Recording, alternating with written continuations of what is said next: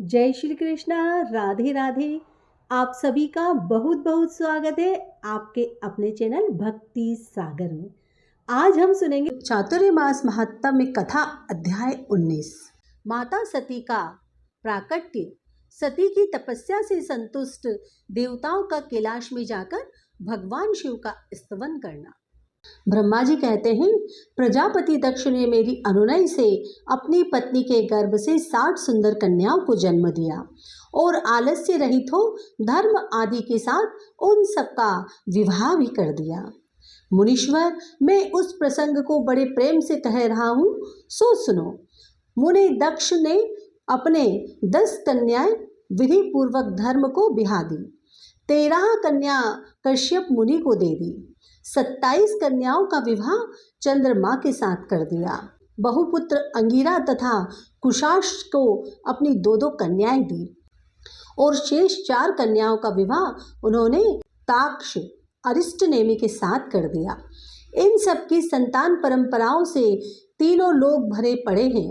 विस्तार भय से उनका वर्णन नहीं किया जाता।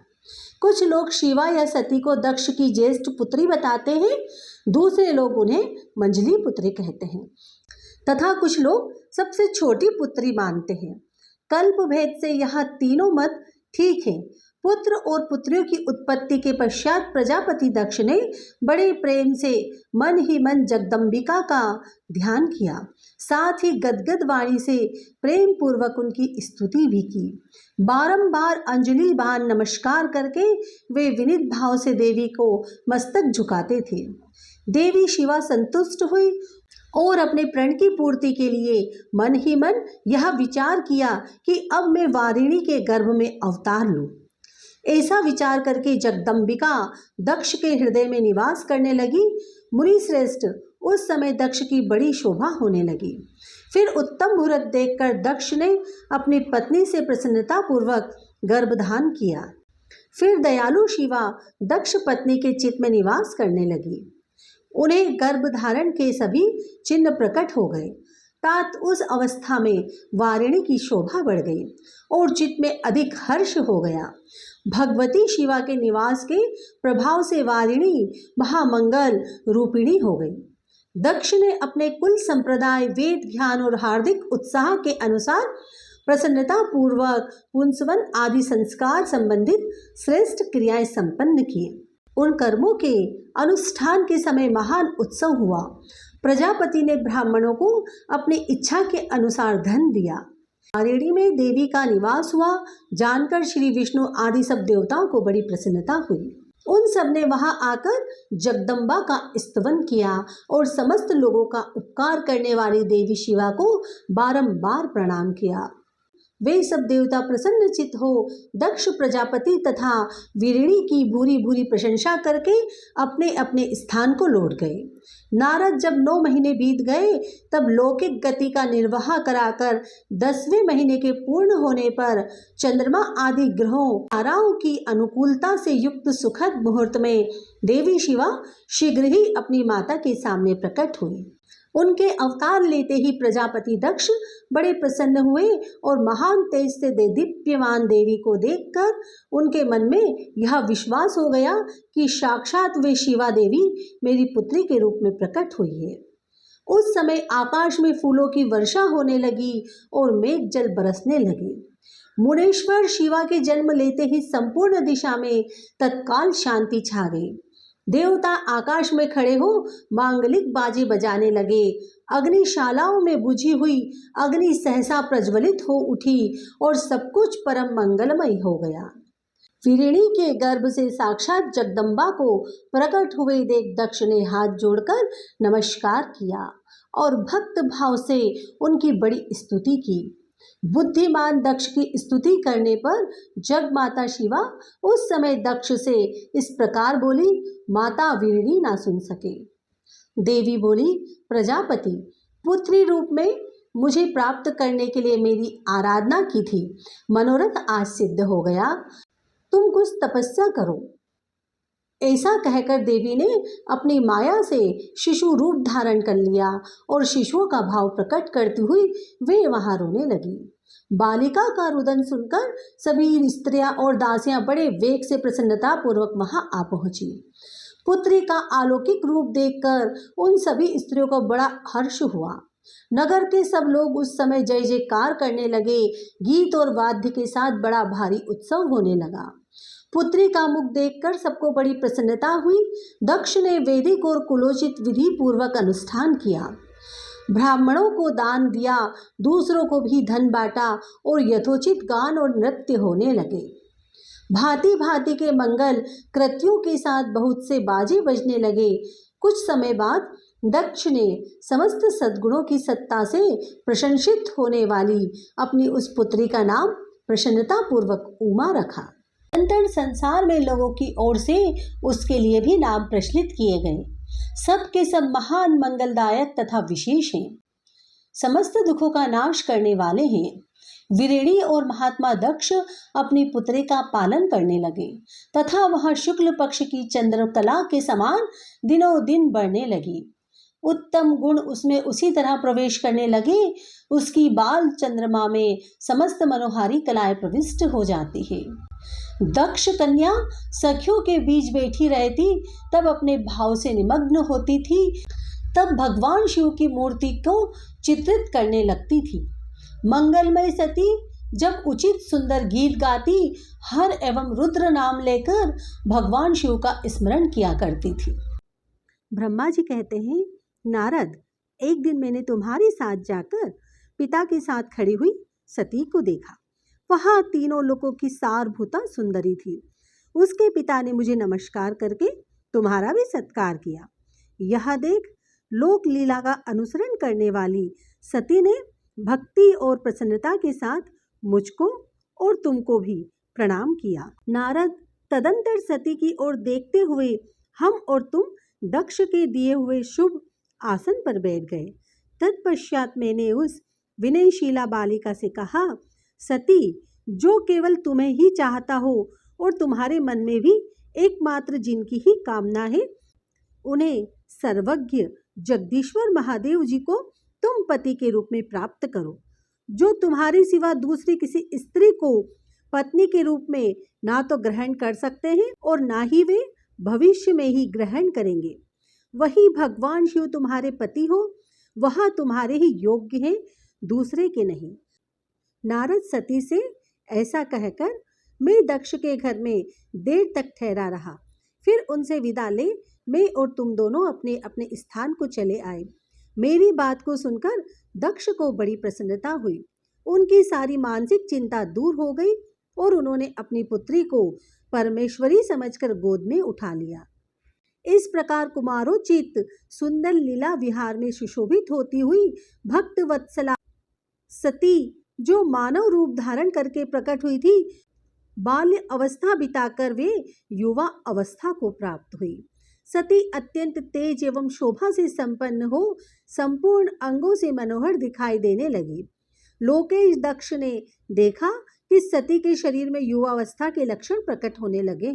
तब उनके मन में चिंता हुई कि मैं महादेव जी के साथ इनका विवाह कैसे करूं। सती स्वयं भी महादेव जी को पाने की प्रतिदिन अभिलाषा रखती थी। अतः पिता के मनोभाव को समझकर वह माता के निकट गई।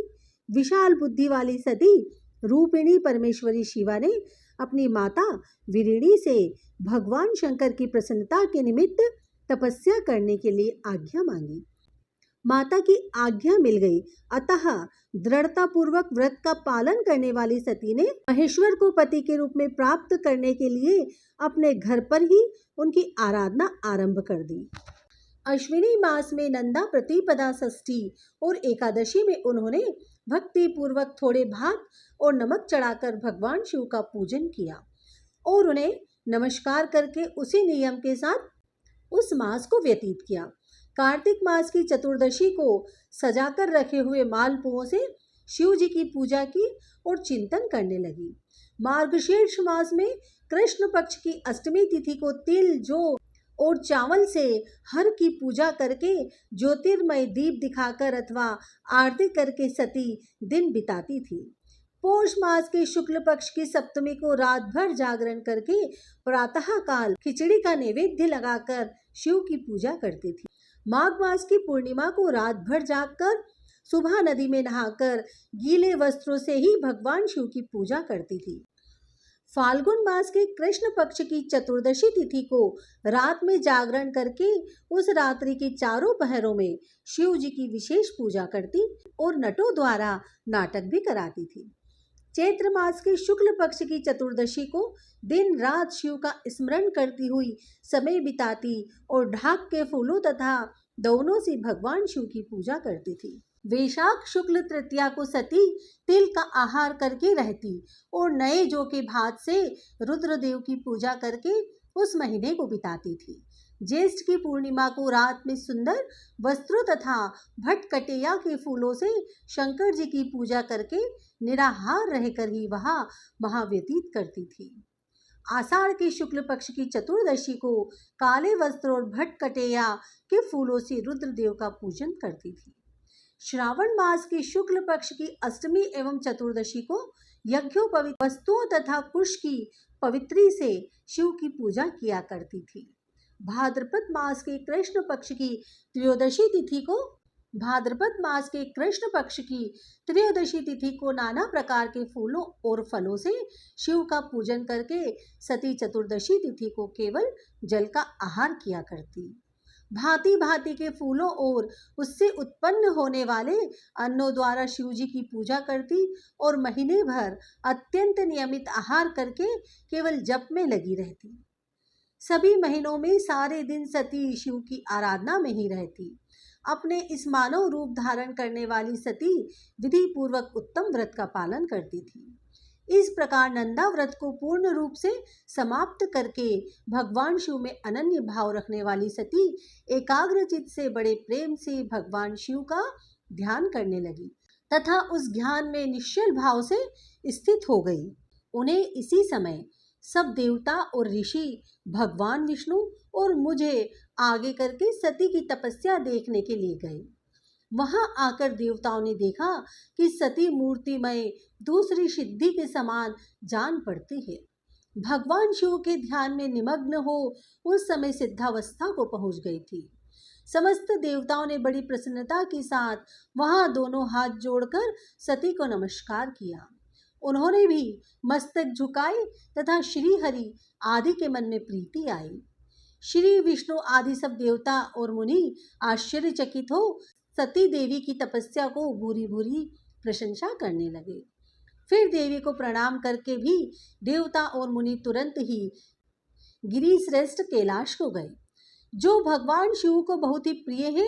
सावित्री के साथ में और लक्ष्मी जी के साथ भगवान वासुदेव भी प्रसन्नता पूर्वक महादेव जी के निकट गए।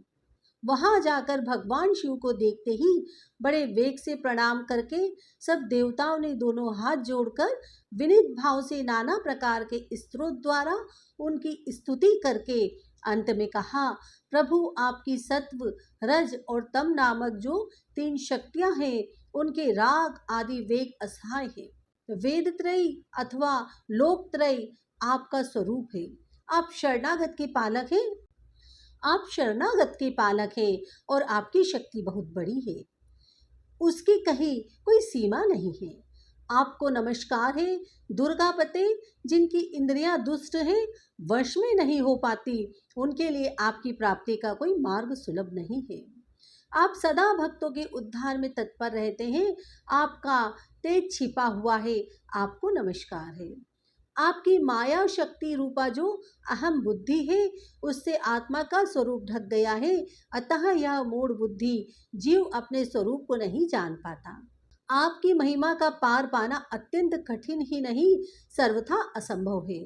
हम आप महाप्रभु को मस्तक झुकाते हैं। ब्रह्मा जी कहते हैं, नारद इस प्रकार महादेव जी की स्तुति करके श्री विष्णु आदि सब देवता उत्तम भक्ति से मस्तक झुकाए प्रभु शिव के आगे चुपचाप खड़े हो गए। चातुर्मास महात्म्य में कथा अध्याय 19 पूर्ण हुआ। धन्यवाद।